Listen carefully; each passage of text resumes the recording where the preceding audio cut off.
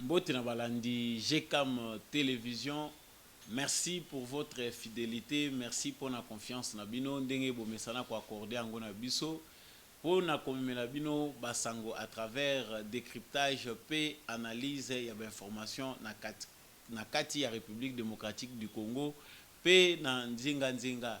Merci à vous, merci n'apôtre Gérard, merci l'équipe technique Mobimba ya GCAM Télévision ils ont continué ko pesa biso opportunité ya ko memela bino basango pe bolandango na bitando na bino. Continuez à vous abonner massivement, continuez à partager ba vidéo na biso ba émission na biso ndenge to sala kango na lingala pour émission table de vérité et continuez toujours comme memela bino basango et continuez toujours ko pesa bino ba vérité dans le bien toujours. Il y a biso nyonso ba citoyens de la République démocratique du Congo et puis n'hésitez pas de nous appeler, de nous envoyer ba commentaires na bino soki bozo sepela na ba émission na bino pe ko aimer ko partager ndenge na utaki ko loba awa. Actualité ya lelo eza lisusu dominé beaucoup plus na zongi na actualité parce que tout le monde que ba internaute ebele ba pesi yango importance pesa ali ko loba mingi na kati ya République démocratique du Congo. L'acteur ivoirien Grand P ayaki na République démocratique du Congo et à Kinshasa toyebi malamu te ba circonstances ya boye na ye na kati ya ville ya province ya Kinshasa mais kokoma na ye akomi awa. Il a été invité par le gouverneur de la ville de Kinshasa, Gentini Ngobila. Et pas Iwapi, bakutanaki na ye pour asala paix, promotion, asala lokola campagne, asala campagne, il y a sensibilisation, il y a kin bopeto. Cela a provoqué pas mal de réactions sur la toile. Il y a des internautes congolais, bamususu, pour la plupart, bazako condamné acte Bamususu bazali ko soutenir. Les points de vue sont divergents, mais pour la plupart vraiment le gouverneur à ville ya Kinshasa a sali ezali vraiment irresponsabilité. Parmi le plus grands opposants, il y a le gouverneur à ville à Kinshasa à lobby tout cité Jean-Claude Katende, activiste des droits humains, responsable ya Sado à lobby vraiment Ngobila doit être poursuivi pour la manière oye azako dilapider ba fonds publics topé mbongo ya ba contribuable congolais. Ngobila za na raison aza na tort. Est-ce que vraiment oyo ka Ngobila zali ko sala comme campagne pour na kin bopeto na planification nango? Est-ce qu'azali na raison aza na tort? Bilan ya kin bopeto ezani tout au long ya émission oyo tokoyela bino ba vérité ndenge to mesana ko pesa ngo na table de vérité pour boyeba nini penda ya solo ezali koleka na kati ngumba ville ya Kinshasa. Tokosuka pe wana te sangwa mibale ezali que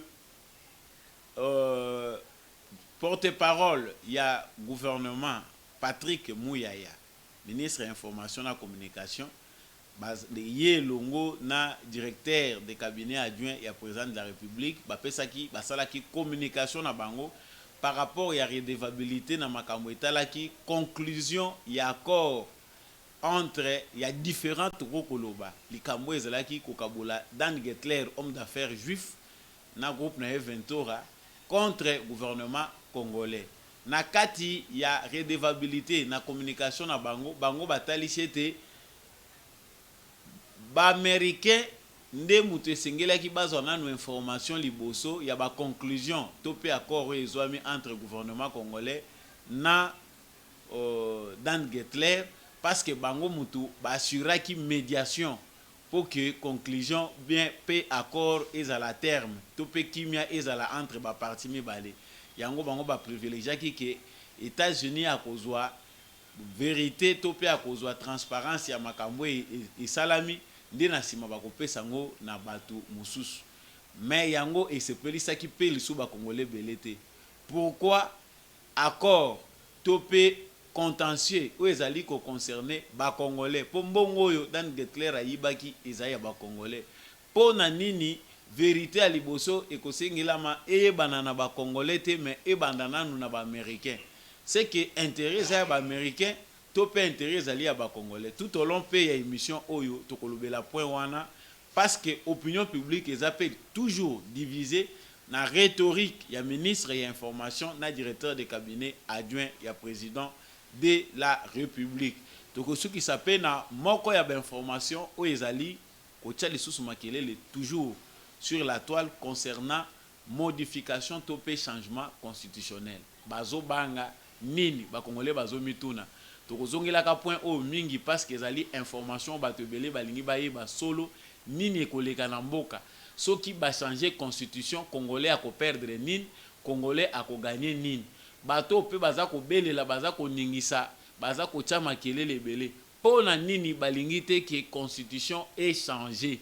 Intérêt nini bango baza na yango tokosuki sa na point wana. Merci à vous d'avoir choisi GCAM Télévision.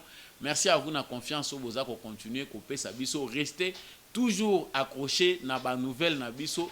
Na ba information to komemela kabino, vous n'allez pas être déçus et abonnez ceux qui n'a nous au s'abonner, abonnez-vous et puis partagez nos vidéos. Merci à vous. Na utaki koloba awa na sommaire que ville à Kinshasa makelele nungu ezali mingi. Nungu ngwe bandi bandaka la parce que bato belé ba monaka clarté sur gestion ya ngobila.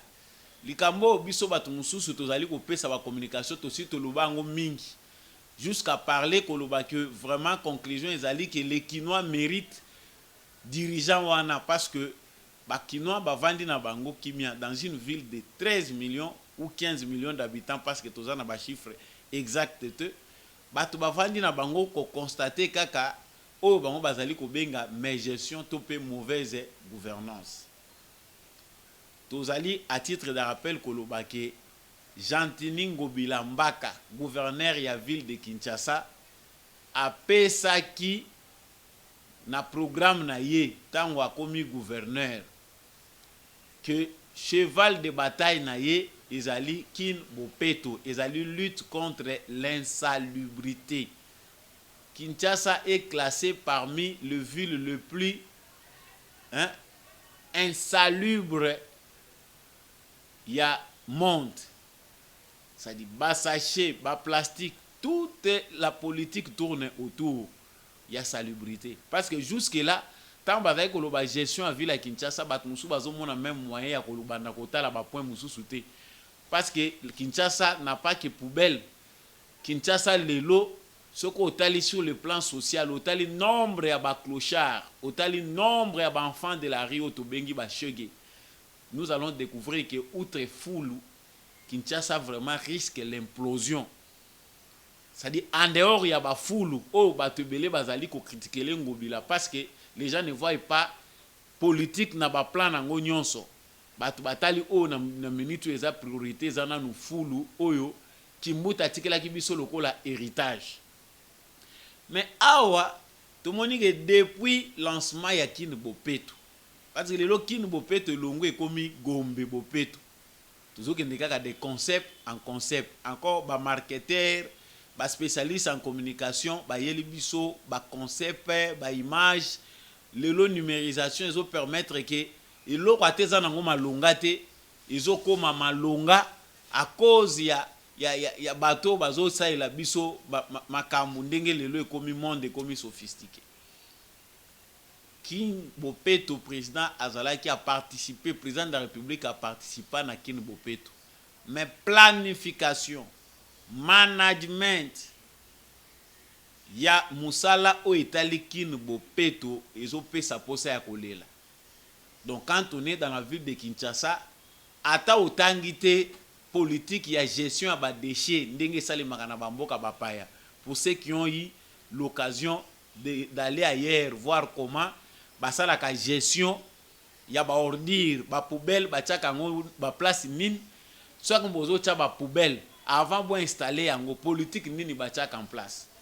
C'est qui est une grande déception d'abord pour la politique ya Kin Bopeto ezali que presque dans plusieurs endroits dans la capitale na Kinshasa ici quand Jean-Tini Ngobila lobby a tché ba poubelle ba tché ba nini politique ya évacuation ya ba déchets ils ont posé problème. Ça dit que au ta poubelle les anango wana ba poser ango ya bonne qualité. je peux déjà vous rappeler que vous assurer que déjà depuis Jean-Tini Ngobila aza président, aza gouverneur, pardon, il y a ville à Kinshasa, ba poubelle na Gombe s'est échangé 2 fois. Ba longoli style à liboso parce que ça s'appelle gaspillage. Mbongo wana bazo sakana nango eza mbongo ba contribuable congolais.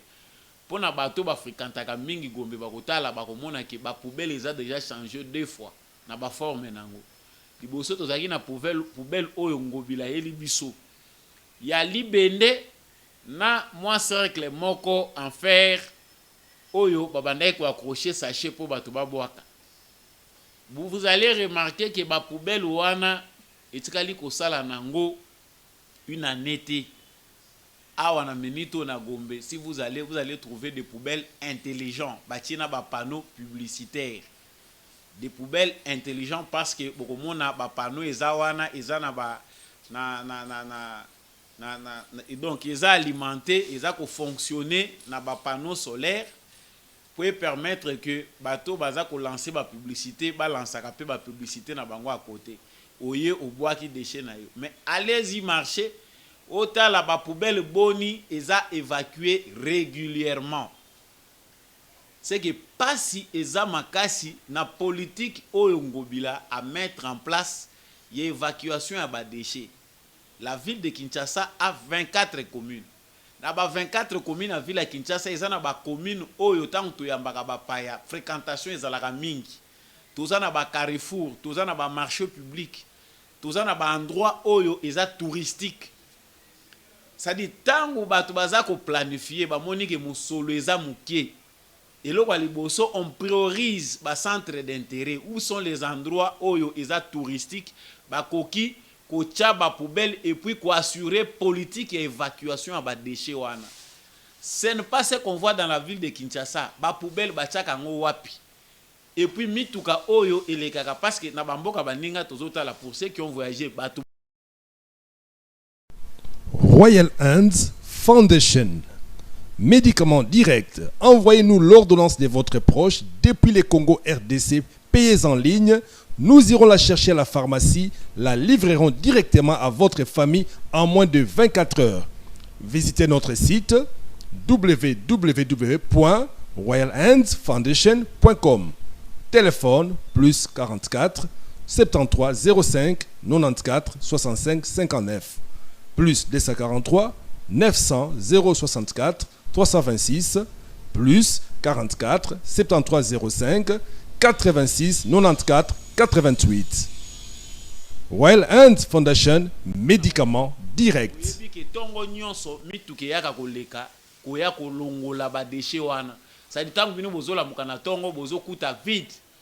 Pour certains, on fait ça la nuit.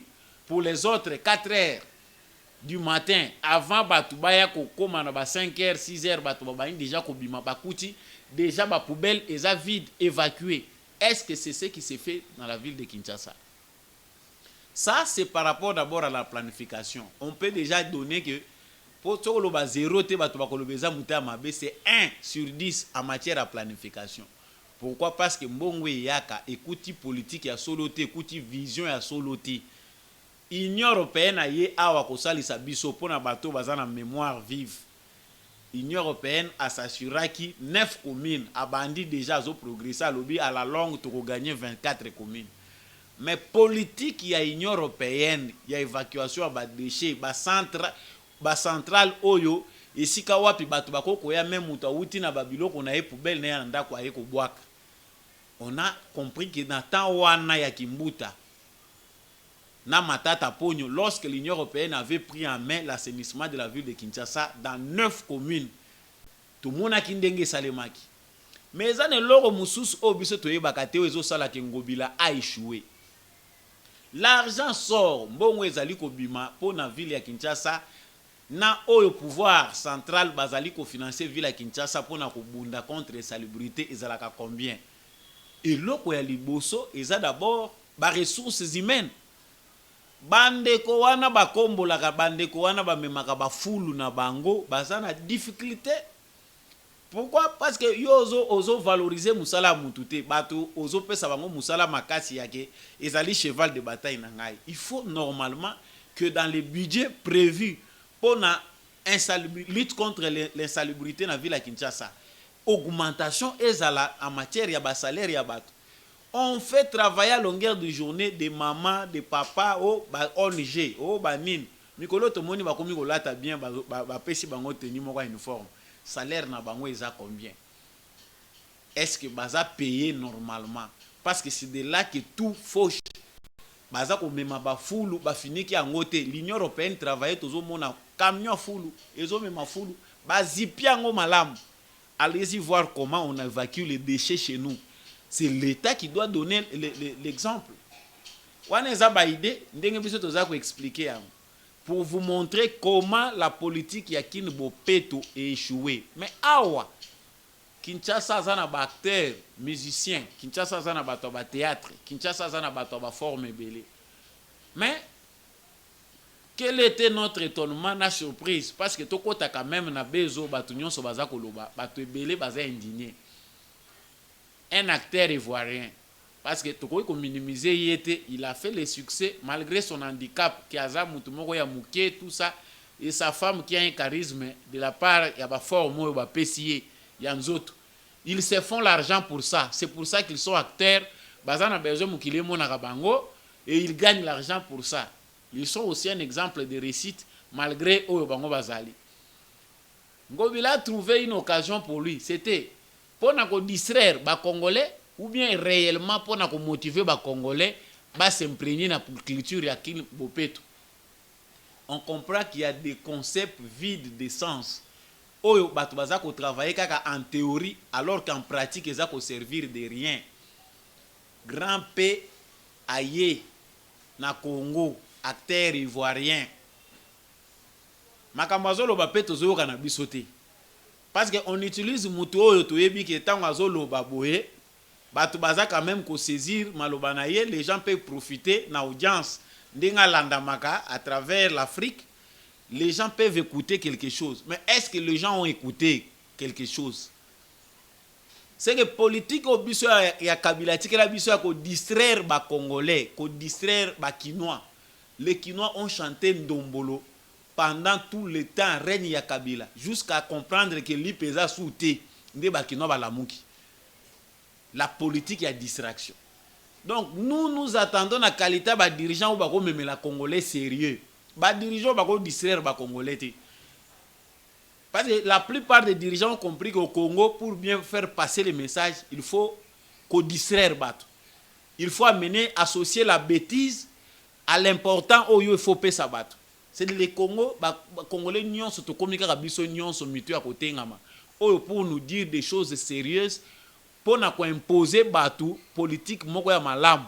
Tout le monde a même atteint l'Assemblée provinciale qu'on a voté une loi pour la ville de Kinshasa qui bakangio na foule à monene espace public, tu vois, tu payes l'amende de 300 000 francs au sali tant de jours en prison. Voilà ce qu'on attend du gouvernement provincial, voilà ce qu'on peut attendre d'un gouverneur na cadre ya politique wana.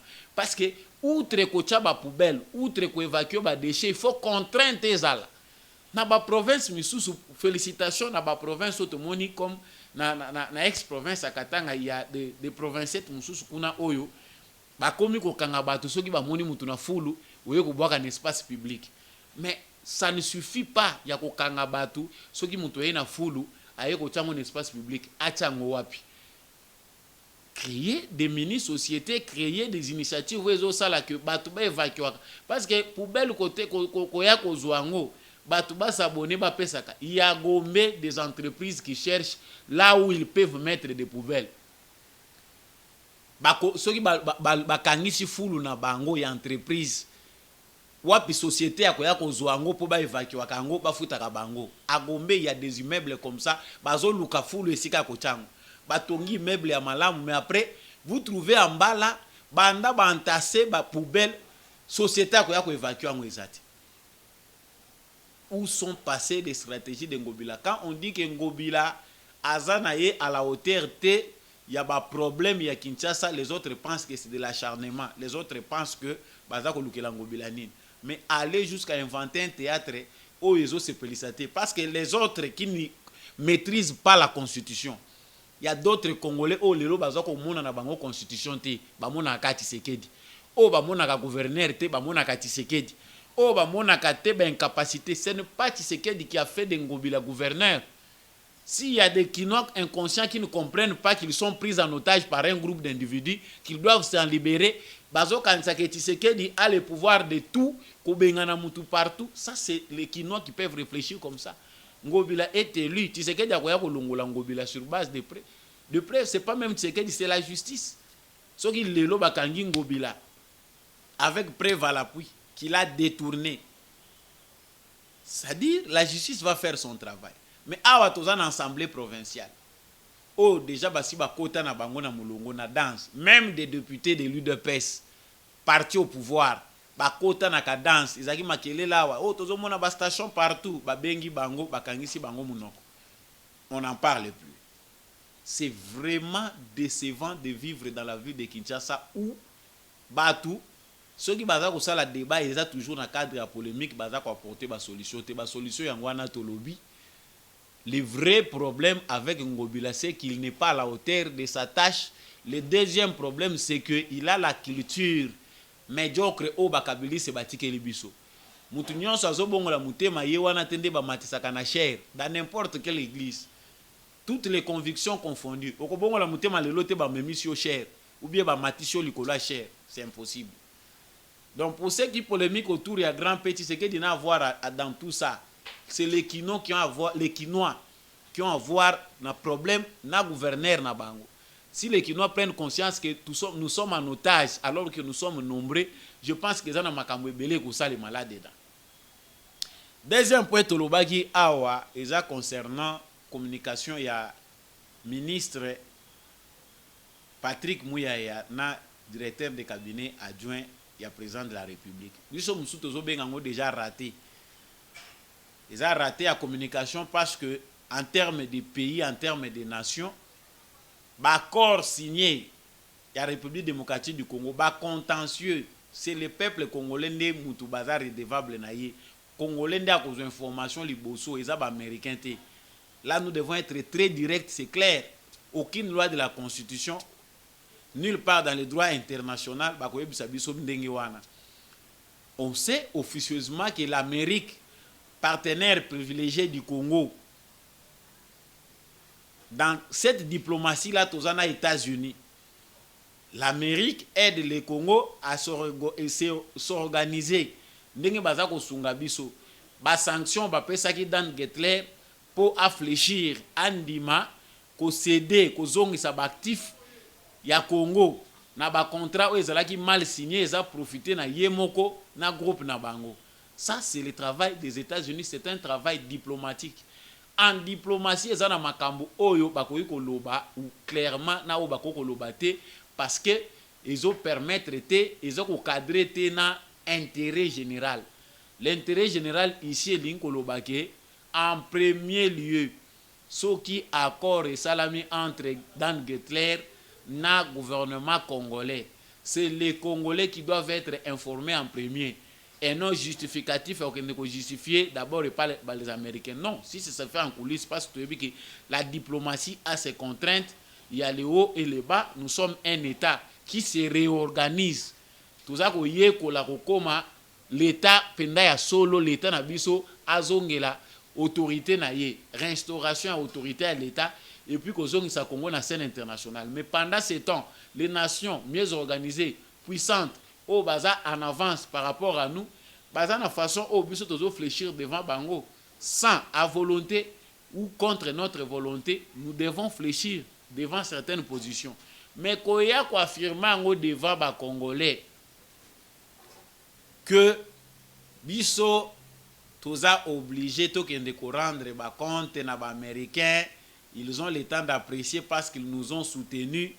C'est vraiment tozo benga ngondengi wana to yebinde batu musuba ko interpréter en côté mais ministre et information Patrick Mouyaya et de biso na raté la communication wana parce que c'est ça la communication politique.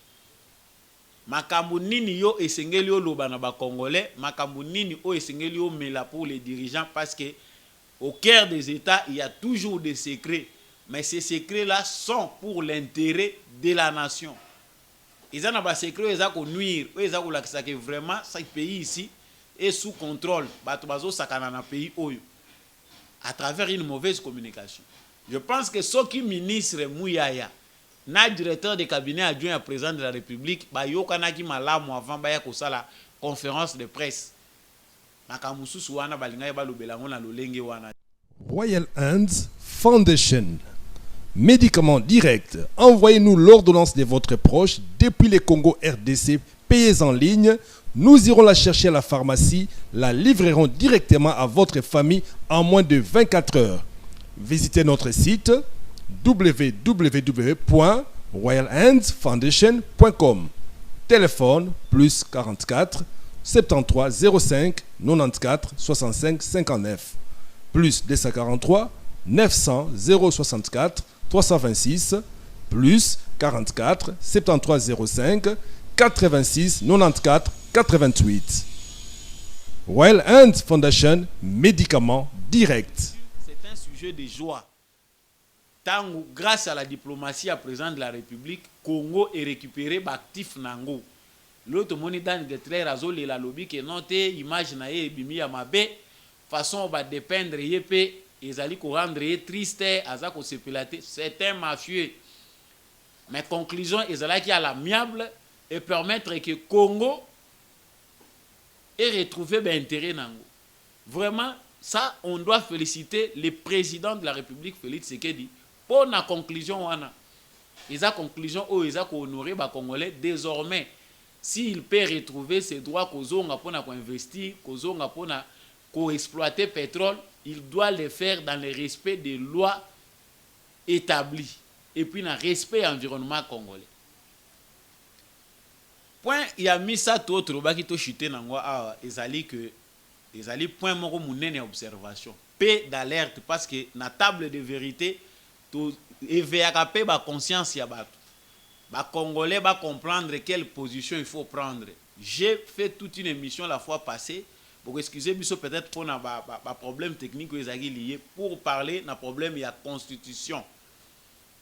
Constitution à Congo départ nature nango départ jeunesse côté Outeli ezako profiter na ba Congolais. Quand on veut changer une constitution, c'est par rapport à un impératif, par rapport à la réalité à moment. Outre mandat oyo Mbikai Steve Azakoloba elongwana 5 à 7 ans parce que c'est aussi une réalité. Ba motivation na personnel c'est aux Congolais d'en juger. Mais nous parlons de l'essentiel par rapport aux réalités d'aujourd'hui. Faut-il changer la constitution? Oui. Parce que constitution au ba Congolais bazako salela ezali constitution moko issue na ba crise na ba moment ya ba tension. Pour gérer les belligérants, les belligérants, nous on croyait que Bakoti peut défendre les nations, mais Bakotaki est belé, Bazana Makila, Bakongolais na mituna bango. Tozal Sunatan à Kotanga, Bakomba, Tepe belé, Batondi, Bamusus na Baunion sacrée, Bamusu Balobiwat, aujourd'hui ils sont des saints. Mais ce qui est zongi na histoire, nous allons comprendre d'où vient cette constitution qui a été conçue en Europe pour gérer les belligérants. Et tailler sur mesure pour faire profiter na Kabila. Lelo est la qui insuffisance nango. Lorsqu'on a la tête, il y a Congo, un homme qui a la volonté de diriger, a la volonté à commettre Congo dans les droits chemins. Il doit avoir aussi à ses côtés des lois de la République, une loi fondamentale où ils allaient propres, où ils allaient conçus par les Congolais, qui ont aidé Congo et qui de l'avant. Outre ingrédients Steve Mbika Lobi de 5 à 7 ans, ça c'est selon lui. Il y a des gens qui peuvent appuyer parce que 5 ans pour réparer plus de 50 ans, il y a que des gens, des ignorants, pour excuser un terme, au bazomona que c'est faisable. Mais dans 5 ans, on ne peut pas réparer ce qui a été détruit pendant un demi-siècle. Sur ce plan-là, les Congolais ont une conscience na bango propre, conscience na bango ils ont entaché soit dans nzala, soit dans la corruption, soit dans la tendance tribaliste ou quoi que ce soit. Mais Congolais oyo azali sain na réflexion na que dans 5 ans il faut être patient avec Félix Tshisekedi. Certainement il va faire des choses, beaucoup de choses, mais les Congolais doivent attendre encore beaucoup parce que tout a été détruit. Mboka ezana libulu, il a toutes ces raisons ya kolobake mboka ise kufa nango toye ko bongisa. Ça c'est avec raison. Mais pourquoi les autres ont peur que la constitution ait changé? Bato baza ko banga constitution. Demandez-les pourquoi. C'est parce qu'ils vont se sentir en sécurité lorsque le Congo aura une constitution qui sécurise les Congolais. Ceux qui vont changer la constitution dans Mobimba Nango, bâtir une institution à Malam. Tout le monde pléthore une institution où il y a un qui peut kabola batu. Parce que ceux qui ont la philosophie de la constitution, ils ont dit que l'institution est allée belé que tous les rebelles là-bas se retrouvent dans la carte. Moutou na moutou azala na par na ye. Aujourd'hui, comme il a dit que ça peut permettre de les Congolais. Et la question de l'insuffisance, comment accepter vivre dans un pays où 60% il y a des recettes ya mboka. Mbongo nyonso ya mboka 60% ekendaka na fonctionnement de l'institution. Ce que yebisa ngai na 40% etikali na corruption na moyibio eza culture lelo. Moyibio est comme seconde nature à ba Congolais. Beaucoup tonga mboka jour nini. Ça il faut mettre ça dans les doigts. C'est au Congolais il y a qu'à se comprendre la nécessité. Il y a qu'à changer la constitution, c'est pour le bien des Congolais. Il faut changer. Toujours le Belango changer parce que bateau ba yebi ko lande la profondeur te ba ko comprendre de quoi il s'agit. Mais ceux qui maîtrisent l'histoire du Congo ba yebi que nous avons été dribblés. On nous a imposé cette constitution et comme une constitution définitive. Aujourd'hui, nous en tirons les conséquences. Le pays a été vendu. Nous cherchons à récupérer notre pays. Les autres sont encore dans les consciences. Yango tozo senga na ba Congolais nyonso. Quand vous jugez, informez-vous au préalable.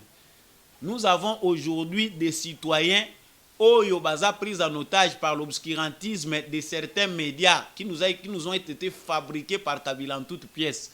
Congolais à la carte distrait. Dans la peinture à ba média wana, on parle des choses qu'on n'explique pas. Bakoye bisayo makambu non, bazolinga ba changer constitution pour ce que diakanga na pouvoir à ça la 20 ans, ça la 30 ans. Bazolinga ba changer mais analysez les fonds, allez-y commencer dans l'histoire. Tala makambu ndenge za na kati kokende. Les mandats qu'ils passent de 5 à 7 ans, si c'est faisable, si les Congolais sont d'accord avec ça. Parce que c'est au Congolais, président de Moutouazana pouvoir référendaire. C'est-à-dire pouvoir y a un référendum selon la constitution. Président a faire changer la constitution, a bengi peuple na référendum, a proposé constitution, ba vulgarisant batu batali, a tindi bango na vote, ba voter nouvelle constitution. On passe à une autre république. Pour ceux qui connaissent que le régime AFDEL est détruit au Congo, conscience est en kimia. Mais bateau va se retrouver qui dans le régime AFDEL, batonga ba immeuble, ba koma ba millionnaire. Ils ont des sociétés issues na mbongo ya moyibi. Bana bango bazotanga en Europe, bazotanga en Amérique, bazotanga partout dans le monde na mbongo ya moyibi. Et le baji la lingeti. Ces gens-là vont se sentir en sécurité avec des lois injustes. Ce sont des gens qui dorment tranquillement chez eux lorsque Kabila a touché plus de 600 000 $ par mois comme ex-président. Ce sont des gens qui vivent en sécurité lorsque ba ex-ministre nyonso, ba premier ministre nyonso, il faut pas toucher à mbongo on dirait ba travailler à une entreprise. C'est-à-dire ba makambo ebele o eza ko se passer na kati ya ba institution na biso sans changement constitutionnel. Tokomona changement ya malonga te. Sans changement constitutionnel, ba réforme ya malamu sur le plan institutionnel et kozalate. Voilà, je pense qu'il était clair. Tout n'a pas été dit tout au long de ces numéros. Vous avez tout le temps. Il y a les Kolanda qui font des informations mais il y a une table de vérité. Pour na kobimisa ba vérité, oyo na bisika musuba linga kolobelate. Ba vérité o eza tabou, on cherche beaucoup plus à distraire les Congolais que lui donner la bonne information. Ce qu'on se plagi na ba vérité, ce qu'on se plagi na ba analyse oyo, ko hésiter te ko s'abonner na chaîne na biso, partagez toujours large diffusion. N'hésitez pas de nous envoyer vos suggestions, vos remarques. Paix, ça la commentaire, ce que c'est pour une émission. Merci l'équipe Mobimba. Il y a GCAM Télévision, l'apôtre Gérard qui nous a donné cette opportunité. Merci Nakordon, Papi Samba. Merci à Massia, tous qui ont participé que émission Oyo et Koma Nabitando Nabino. Ngai na pesi bino au revoir, na sengi na bino pe pour soutenir émission Table de Vérité pour être toujours continuer ko tombola et bendele ya Congo. Restons unis et ensemble. C'est dans l'unité et dans l'amour que la nation Yaminene et Tongamaka. Je vous dis merci, Peto Monani, prochainement.